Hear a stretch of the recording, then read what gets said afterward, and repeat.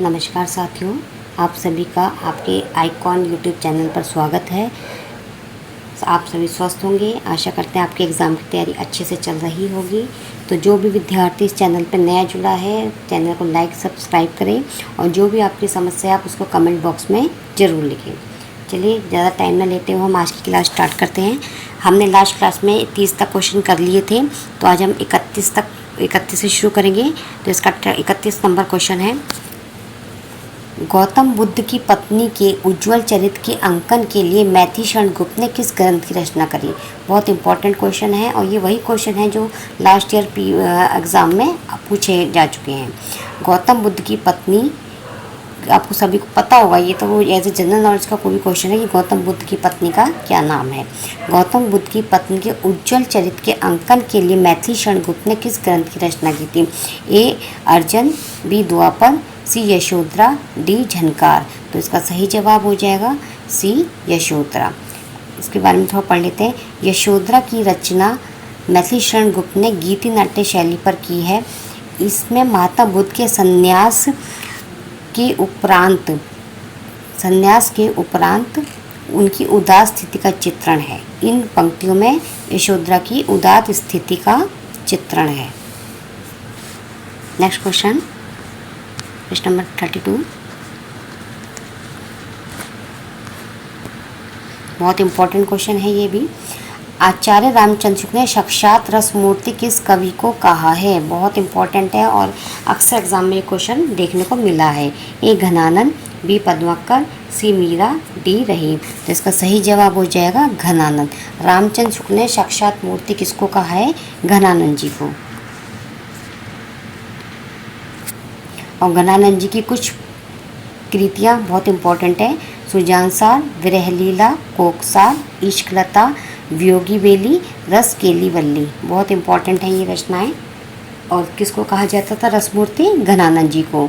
सुजानसार, विरहलीला, कोकसार, इश्कलता, वियोगी बेली और रस केली वल्ली। बहुत इंपॉर्टेंट कृतियाँ हैं। प्रश्न नंबर 33। राम की शक्ति पूजा किसकी कविता है।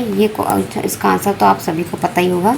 ए महादेवी वर्मा, बी सुमित्रानंदन पंत, सी ज्योति प्रसाद अग्रवाल, डी सूर्यकांत त्रिपाठी निराला। तो इसका सही जवाब हो जाएगा सूर्यकांत त्रिपाठी निराला। इसके बारे में थोड़ा डिटेल में पढ़ते हैं। राम की शक्ति पूजा 1936, बहुत इंपॉर्टेंट है। ये संगीत का पूछा जाता है कि राम की शक्ति पूजा कब लिखी गई। तो ये 1936 में सूर्यकांत त्रिपाठी निराला की क्या है, ये कविता है।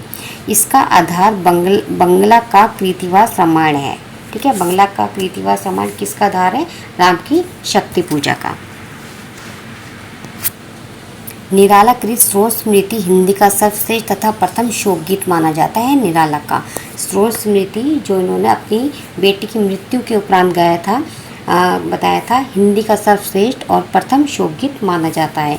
इनकी प्रमुख रचनाएं हैं अनामिका, तुलसीदास, कुकुरमुत्ता, परिमल। बहुत इंपॉर्टेंट है ये एग्जाम के पॉइंट ऑफ व्यू से। अनामिका, तुलसीदास, कुकुरमुत्ता और परिमल। नेक्स्ट क्वेश्चन, निम्न में से जयशंकर प्रसाद की कौन सा काव्य स्मृति काव्य की श्रेणी में नहीं आता। कौन सा काव्य स्मृति काव्य की श्रेणी में नहीं आता। ए चित्राधार, बी कानन कुसुम, सी प्रेम प्रतीक, डी आंसू। तो इसके बाद इसका सही जवाब है डी प्रसाद कृत है आंसू 1925। आपको इसका संधि याद होना चाहिए। स्मृति काव्य की श्रेणी में आता है। जयशंकर प्रसाद का जो आंसू है वो स्मृति काव्य की श्रेणी में आता है। आंसू में 133 छंदों का विरह प्रधान स्मृति काव्य है। ठीक है, इसे हिंदी का मेघदूत भी कहा जाता है।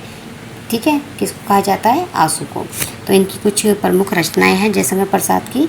अशोक की चिंता, लहर, महाराणा का महत्व, कानन कुसुम और झरना और शोकोच्छ्वास। बहुत इंपॉर्टेंट है ये इनकी पंक्तियाँ। जयशंकर प्रसाद की निराला की हो गई।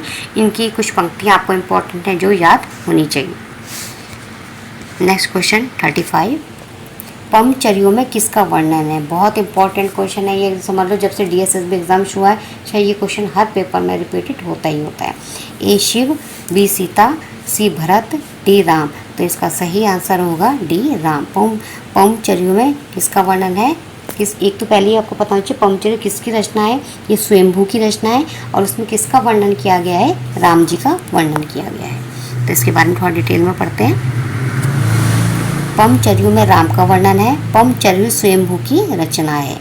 इसमें इसे पद्मचरित या जैन रामायण भी कहा जाता है। किसको, पमचर्यु को पद्मचरित या जैन रामायण भी कहा जाता है। इसकी भाषा अपभ्रंश है। स्वयंभू की भाषा क्या है, अपभ्रंश है। इसमें राम कथा को जैन धर्म के अनुसार परिवर्तित करके प्रस्तुत किया गया। तो क्वेश्चन पूछा जाता है कि राम कथा कौन सी कथा है जिसमें जैन धर्म के अनुसार परिवर्तित किया गया है, तो वह है पमचर्यु। Next question 36। श्रीधर पाठक ने कौन सा अनुवाद ब्रज भाषा में किया है। श्रीधर पाठक ने कौन सा अनुवाद ब्रज भाषा में किया है। ए उजड़ग्राम, बी जासूस, सी ऋतु संहार, डी कलश। तो इसका सही जवाब हो जाएगा ए उजड़ग्राम। श्रीधर पाठक ने उजड़ग्राम का अनुवाद ब्रज भाषा में किया है। ये बहुत ही इंपॉर्टेंट है एग्जाम के पॉइंट ऑफ व्यू से, इसके देखते हैं। श्रीधर पाठक ने उजड़ग्राम का अनुवाद ब्रज भाषा में किया है। श्रीधर पाठक द्वारा किए गए अनुवाद हैं एकांतवास योगी 1986, गोल्ड स्मिथ की रचना हर्मिट का खड़ी बोली हिंदी में अनुवाद किया गया है। एकांतवास योगी, ठीक है, एकांतवास योगी गोल्ड स्मिथ की रचना हर्मिट गोल्ड स्मिथ की रचना हर्मिट का खड़ी बोली हिंदी में अनुवाद किया गया है। उजड़ग्राम 1889 गोल्ड स्मिथ के डेजर्ट विलेज का ब्रज भाषा में अनुवाद किया गया है। एकांतवासी योगी का खड़ी बोली थी और उजड़ग्राम का किसमें था, ब्रज भाषा में। उजड़ग्राम, ग्राम क्या होता है, विलेज होता है, तो आपको पता चल जाएगा कि इसका गोल्ड स्मिथ ने कहा था। थर्ड नंबर है शांत प्रतीक। शांत प्रतीक गोल्ड स्मिथ के ट्रैवलर का खड़ी बोली में अनुवाद है, ठीक है। खड़ी बोली के एकांतवासी योगी और शांत प्रतीक जो है खड़ी बोली में है और जो उजड़ग्राम है ब्रज भाषा में। पथिक, आपको पथिक से याद हो जाएगा ट्रैवलर। पथिक क्या करते हैं, ट्रैवलर करते हैं। Next question 37। नीचे दिए गए शब्दों का सही संधि विच्छेद वाला विकल्प पहचानिए। जगदीश, ए, बी, सी या डी। इनमें से आप खुद पहचान कीजिए कि इसमें से कौन सा जवाब सही हो सकता है। तो इसका सही जवाब हो जाएगा जगत जमा ईश। ईश हमेशा इसमें बड़ा वाला आएगा और जगत। तो इसका थोड़ा एग्जांपल देते हैं। जगदीश शब्द का सही संधि विच्छेद वाला विकल्प आपने देख लिया, जगत जमा ईश है। जब भी क, च, ट, त, प के पश्चात वर्गों का तृतीय अथवा चतुर्थ वर्ण जैसे यार अलावा अथवा स्वर हो तो क, च, ट, प के स्थान पर वर्ग का तीसरा अक्षर इसमें हो जाएगा, इसमें बदल जाता है। ये थोड़ी आपको इनकी पहचान है, इनकी क्यों कौन सा किस में बदला जाता है। तो ये व्यंजन संधि का उदाहरण है, आपको ये भी पता होना चाहिए। Next question 38। ये देखो कुछ इसके संधि की जो इम्पोर्टेंट संधि है ये भी आ जाती है। वाक जमा ईश, ईश हमेशा इसमें बड़ा वाला आएगा, ध्यान रखना। वाक जमा ईश। सुप अंत, सुबंत का क्या बन जाएगा, सुप जमा अंत। अजंत का अच जमा अंत। सदुपयोग का सत जमा उपयोगी। तदिच्छा का होगा तत् जमा इच्छा। ये इंपॉर्टेंट संधियाँ हैं कुछ आप एग्जाम पॉइंट ऑफ से, क्योंकि ये आपको पता है कि व्याकरण भी आती है, साहित्य के साथ साथ आपको व्याकरण को भी बीच में देखना। Next question. अयोध्या सिंह उपाध्याय का ग्रंथ प्रिय प्रवास किस भाषा में लिखा गया। अयोध्या सिंह उपाध्याय का ग्रंथ है प्रिय प्रवास, किस भाषा में लिखा गया। ए खड़ी बोली, बी मागधी, सी अवधी, डी संस्कृत। इसका सही जवाब हो जाएगा प्रिय प्रवास कौन सी बोली में लिखा गया था, खड़ी बोली में लिखा गया था। बहुत इंपॉर्टेंट है ये। अयोध्या सिंह उपाध्याय हरियोत्कृत प्रिय प्रवास खड़ी बोली में लिखा गया है, ठीक है। इनका आपको इसमें ये भी पता होने चाहिए कि प्रिय प्रवास में 1914 में लिखे गए कितने सर्ग हैं, 17 सर्ग हैं। और इसमें किसका वर्णन है, कृष्ण के बचपन से मथुरा प्रस्थान तक का वर्णन है। पूछा जाता है कौन सा हरियोत जी का कौन सा है जिसमें कृष्ण के बचपन से मथुरा तक का वर्णन किया है, तो वह है प्रिय प्रवास और इसका सन है 1914। और ये भी इम्पोर्टेंट है, इसमें कितने सर्ग हैं, 17 सर्ग हैं। एक है पारिजात, पारिजात 1937 में, इसमें 15 सर्ग हैं। ये आध्यात्मिक एवं धार्मिक विषयों का वर्णन है। पूछा जाता है कि पारिजात में पारिजात का वर्ण विषय क्या है, तो आपको पता होना चाहिए आध्यात्मिक एवं धार्मिक विषयों का वर्णन है। फिर वैदेही वनवास 1941, इसमें 18 सर्ग हैं। वैदेही वनवास है राम के द्वारा सीता के निर्वासन की कथा है। ये बहुत इंपॉर्टेंट है, आप इनको 1-2 बार देख लीजिएगा। पृष्ठ नंबर 39, नीचे दिए गए शब्दों का सही संधि विच्छेद वाला विकल्प पहचानिए। तत् घन टीका, तो इसमें से आप पहचान करिए, तो इसका सही जवाब होगा तट्टिका। तट्टिका। प्रश्न नंबर 40, पथिक किसका काव्य संग्रह है? ए रामनरेश त्रिपाठी, बी जगदीश चतुर्वेदी, सी विद्या निवास मिश्र, डी मैथिली शरण गुप्त। तो पथिक किसका है? रामनरेश त्रिपाठी का है। ये 1920 काव्य संग्रह मेरा लिखा गया था, 1920 में इसकी रचना की गई थी। इस काव्य संग्रह की किसका है? ये रामनरेश त्रिपाठी का। तो ये रामनरेश त्रिपाठी की कुछ इंपॉर्टेंट रचना है, मिलन, पथिक, मानसी और स्वप्न। आप इसको ऐसे याद करते हैं, MMPS।